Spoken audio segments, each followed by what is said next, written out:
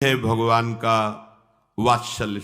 जैसे मां, तो मां कहीं भी वो आवाज पड़ते ही भाग के आ जाएगी, लेकिन उनके लिए जिन्होंने केवल भगवान को अपना माना है, केवल, अगर दूसरा कोई है तो रुके रहेंगे, ध्यान रखना।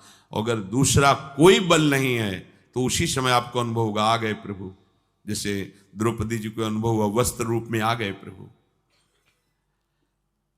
मन ही मन भगवान को पुकारा, त्यों ही दया में भगवान दौड़ते हुए आए और सारथी जो मूर्छित था उसको हटाकर अर्जुन की घोड़े की जो बागडोर थी पकड़ ली सुधनवा ने, क्योंकि पूरे जन्म में यही आशा थी, एक बार देखो ओ नील मेघ श्याम की कांति, अभयद भुज दंड मूल पीनंस सानुकूल, कनक निकस लसित कुल दामिनी धर की।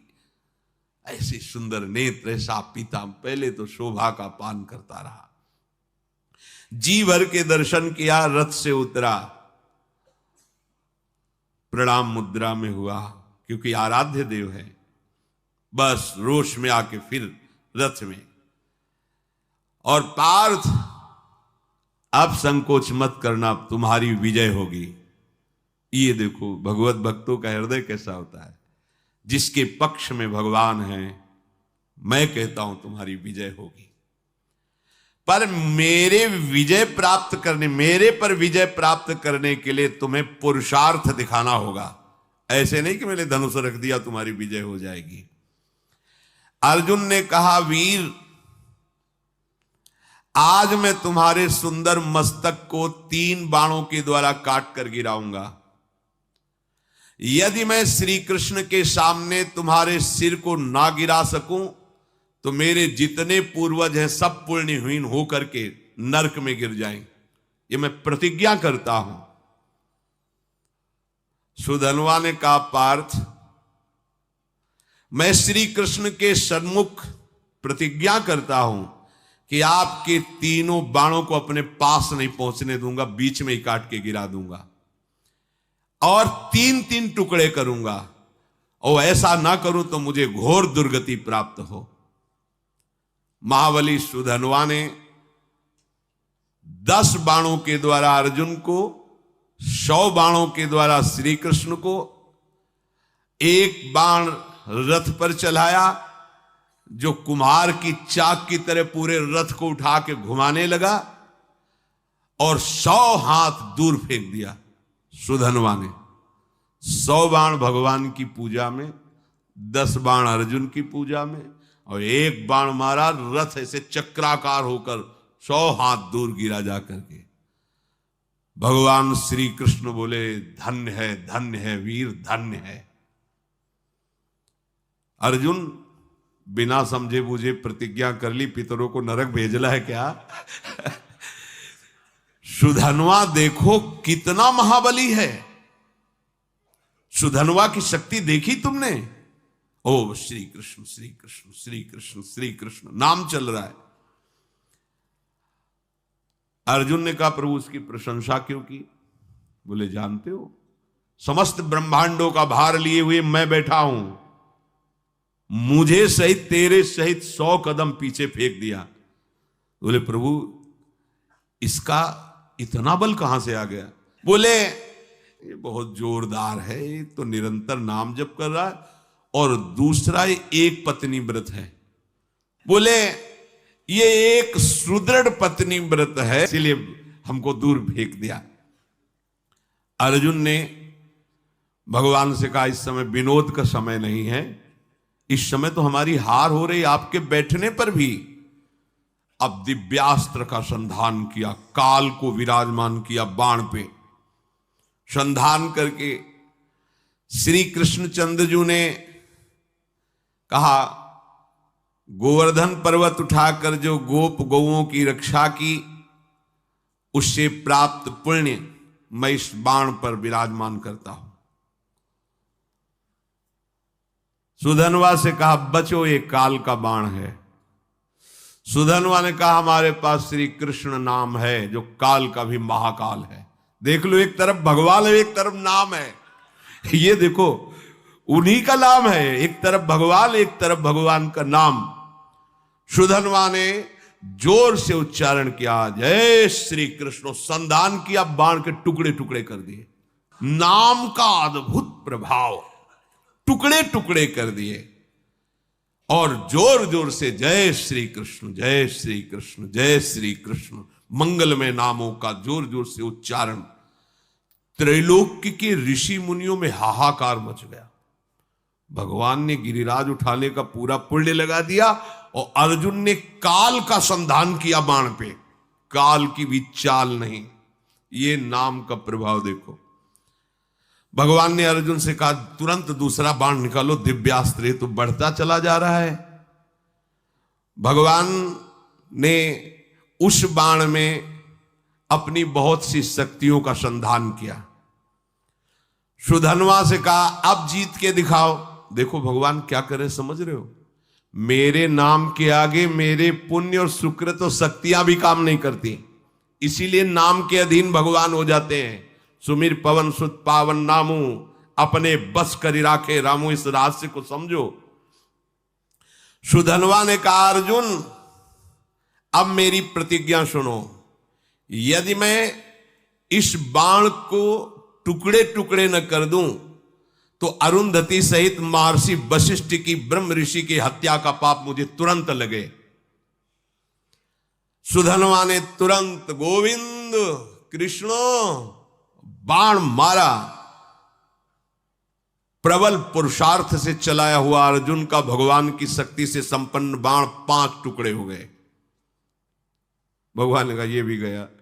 ब्रह्म इतना बड़ा शक्ति संधान किया, अर्जुन उदास होने लगे। प्रभु अब क्या होगा, तुम्हारी शक्ति भी इसमें थी सब क्या? यही समझो, रहस्य समझो। भक्तों ने यही रहस्य समझा है। भगवान की भी रक्षा भगवान के नामों से यशोदा मैया और सब गोपियों ने की। बाल गोविंद की लीला में पढ़ के, अरे नाम इतना बड़ा है कि कहां लगी नाम बड़ाई, राम न सकई नाम गुण गाई। तभी तो संत जन छाती चौड़ी करके घूमते हैं, राधा राधा राधा। हमारे पास राधा नाम, हमारे पास कृष्ण नाम, गोविंद नाम है, मतलब प्रभु हमारे अधीन है। भगवान देखा कि अर्जुन निरुत्साहित हो रहे हैं तो 5 जन शंख को लिया और नाद। 5 शंख का नाद जो है ना, वो उत्साह वर्धन करने वाला होता है। 5 जन शंख बजाया और अर्जुन से कहा, अब बाण संधान करो। महामनस्वी अर्जुन ने तीसरा बाण हाथ में लिया और भगवान ने कहा कि जब मैं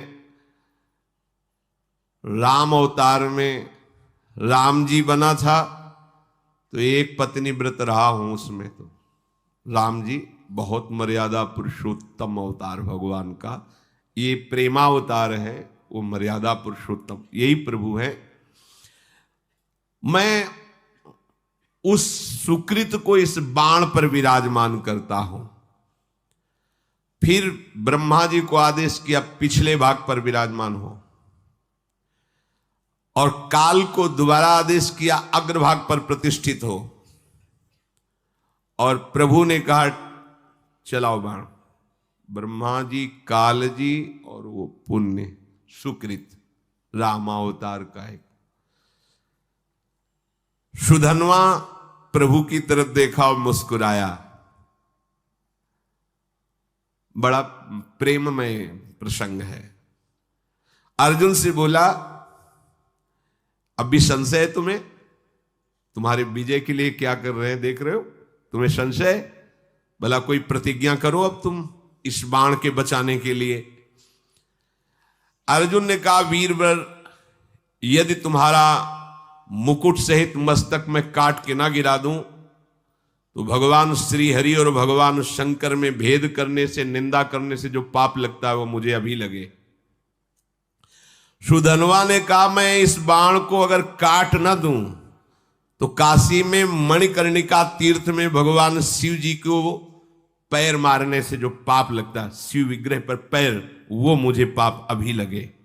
दोनों भगवत भक्त है और इतनी बड़ी बड़ी प्रतिज्ञा। सुधन्वा ने भगवान श्री कृष्ण की तरफ देखा और कहा, जय श्री कृष्ण, जय श्री कृष्ण। अर्जुन उस बाण को संधान किया। सुधनवा ने उस प्रभावशाली बाण को कृष्ण कृष्ण कहते हुए काट दिया। हाहाकार मच गया। इस बाण को तो कोई काट ही नहीं सकता था, क्योंकि इतनी महिमा से युक्त हो गया था। अब कटा हुआ बाण का अग्रभाग सुधनवा के मस्तक को काट करके गिरा दिया। बाण तो काट दिया, पर कटा हुआ अग्रभाग बाण का जाकर सुधनवा के मस्तक को काट कर गिरा दिया। आश्चर्य की बात कि सुधनवा के कटे हुए मस्तक से भी निकल रहा था जय श्री कृष्ण, जय श्री कृष्ण, जय श्री कृष्ण। जैसे द्वेष भाव से भजने के कारण रावण के भी मुख से निकल रहा था, कहां राम रन हतोपचारी। खोपड़ी पड़ी है पर उससे निकल रहा था, कहां राम रन हतोपचारी। महाभागवत सुधनवा जी के कटे हुए सिर से निकल रहा था जय श्री कृष्ण, श्री कृष्ण, श्री कृष्ण। भगवान श्री कृष्णचंद्र उतरे और अपने कर कमल से उसके सर को उठाया और हृदय से लगाया। ये तो बाहरी लीला थी। इतने में सुधनवा के जो शरीर से ज्योति निकली थी, भगवान की परिक्रमा करके भगवान में लीन हो गई। श्री कृष्णचंद्र जी ने सुधनवा के पिता से कहा, ऐसा भक्त अभूतपूर्व है, शायद ऐसा न हुआ है, न ऐसा आगे होगा। जैसा तुम्हारा पुत्र मेरा भक्त था, वो तो मेरे दिव्य धाम में गया। शोक मत करना, विलाप मत करना, रोना मत, क्योंकि रोने लायक नहीं है।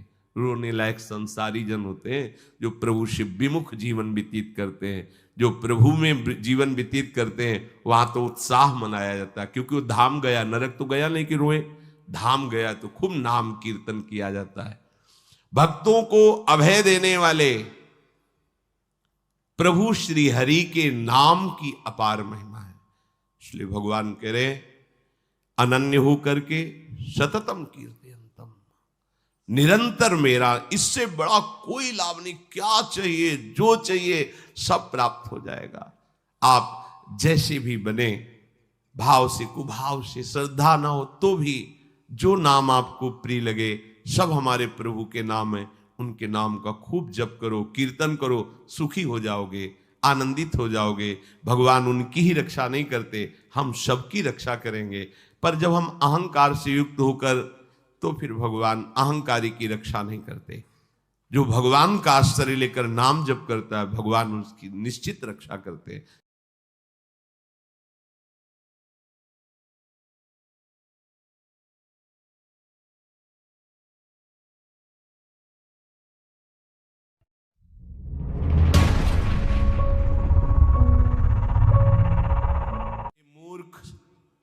अपने शरीर को, स्त्री पुत्र गृह पशु धन बंधु बांधवों को इतना प्यार कर लेता है कि उसे लगता है कि बस ये सब हमारे समीप रहे, इससे बड़ा भाग्य मेरा और कोई नहीं हो सकता। अब इनके पालन पोषण की चिंता में इसका हृदय जलता रहता है। दुर्वासना से दूषित हृदय होने के कारण इसके हृदय में ज्ञान नहीं होता।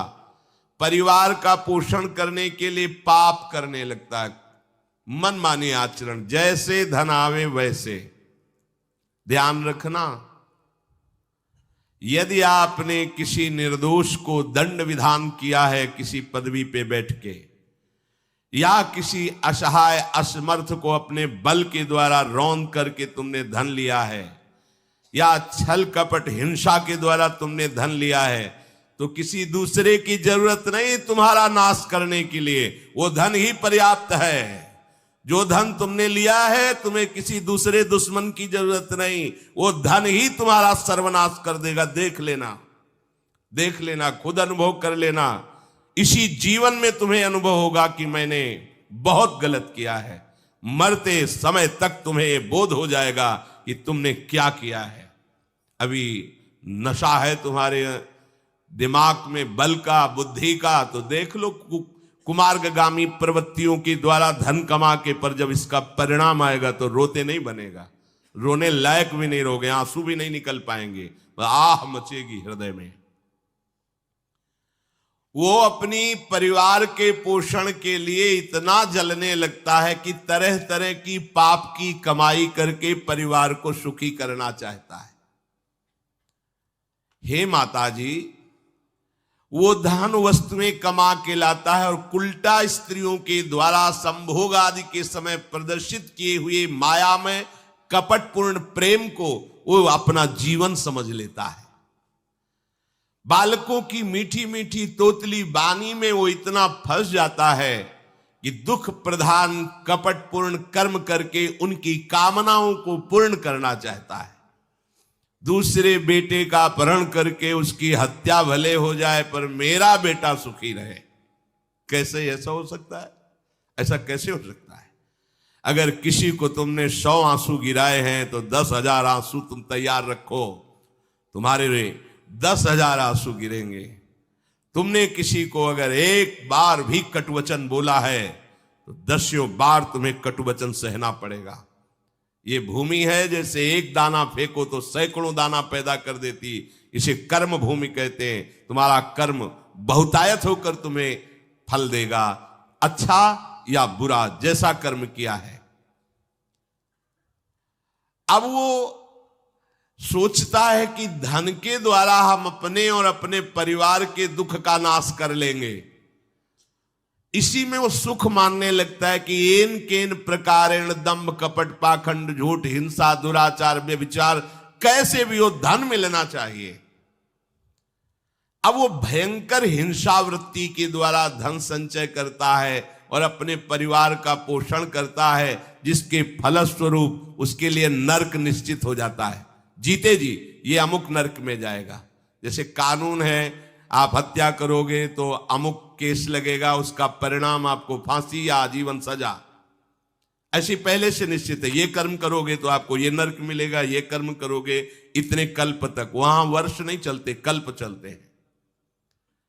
स्वयं तो उनके खाने पीने से बचे हुए जूठे अन्न को खाकर सुख पाना, बच्चे का जूठा, परिवार का अच्छा लगा, मेरा परिवार, और वैसे ही दूसरे परिवार का नाश करके हिंसा करके वो धन कमाता है।